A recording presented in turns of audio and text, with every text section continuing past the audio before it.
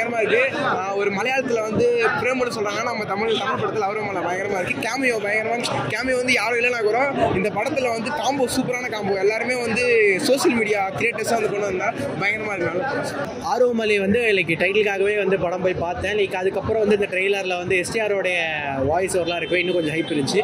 வினை தாண்டி வருவாயா டைட்டில் கார்டோட ஆரம்பிக்கிறாங்க. அப்படியே போனால் படத்தோட டைட்டில் கார்டு வந்து வருது. ஹீரோவை பற்றி சொல்கிறாங்க, அப்படியே ஹீரோவோடைய அந்த கான்செப்ட் வந்து சொல்கிறாங்க. லவ் அப்படின்ற ஒரு விஷயம் இதுவா அதுவா அப்படிலாம் கிடையாது. லவ்ன்ற ஒரு விஷயம் நமக்கு ஆட்டோமேட்டிக்காக நடக்கணும், தேடி போய் பண்ணுறது வந்து லவ் கிடையாது அப்படின்ற ஒரு விஷயமா வந்து சொல்கிறாங்க.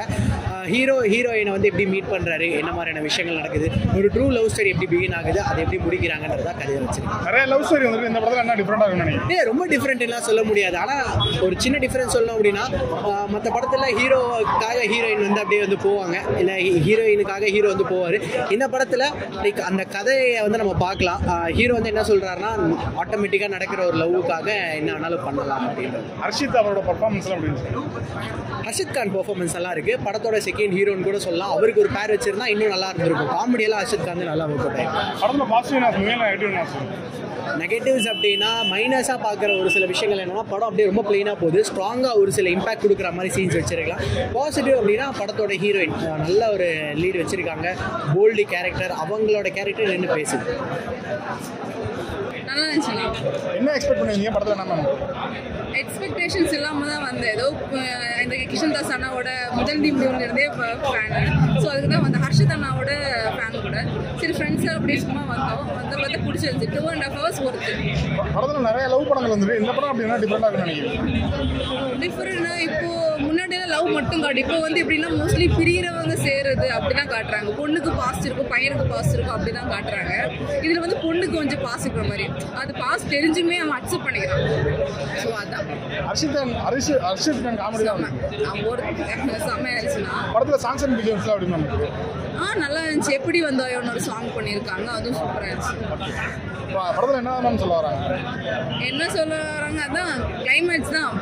பொண்ணுக்கு பாஸ் இருக்கு, அது வந்து பையன் புரிஞ்சுக்கிட்டான். ஆனால் எப்படி புரிஞ்சுக்கிற விதம் ஒன்று இருக்கு. அவங்க அம்மாவோட ஸ்டோரி கேட்டதுக்கப்புறம் அவன் கொஞ்சம் சைலண்ட் ஆகி கொஞ்ச நாள் இருந்ததே அந்த பொண்ணு திரும்பி வந்துருச்சு. அதுதான் நமக்குன்னு இருந்தால் திரும்பி வந்துடும்.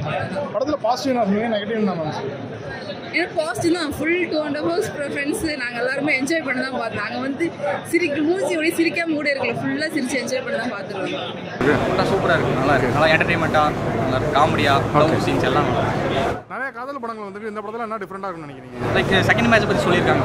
செகண்ட் மேரேஜில் வந்து எமோஷன்ஸு, இப்போ மேரேஜ் பண்ணாதவங்க ஏஜில் இருப்பாங்களா, அவங்களும் நல்லா எப்படியெல்லாம் அவங்களோட ஃபீலிங்ஸை சொல்லியிருக்காங்க. லைக் அந்த இதில் பண்ணும் போகுது, எமோஷன்ஸை கனெக்ட் ஆகுது. லைக் பிரேக்கப்பாக இருந்தவங்க கனெக்ட் பண்ணுறதுக்கு நல்லா இருக்குது. படத்தில் சாங்ஸ் அண்ட் பிஜிஎம்ஸ்லாம் எப்படி வருது? சாங்ஸ்லாம் சூப்பராக இருக்குது ப்ரோ.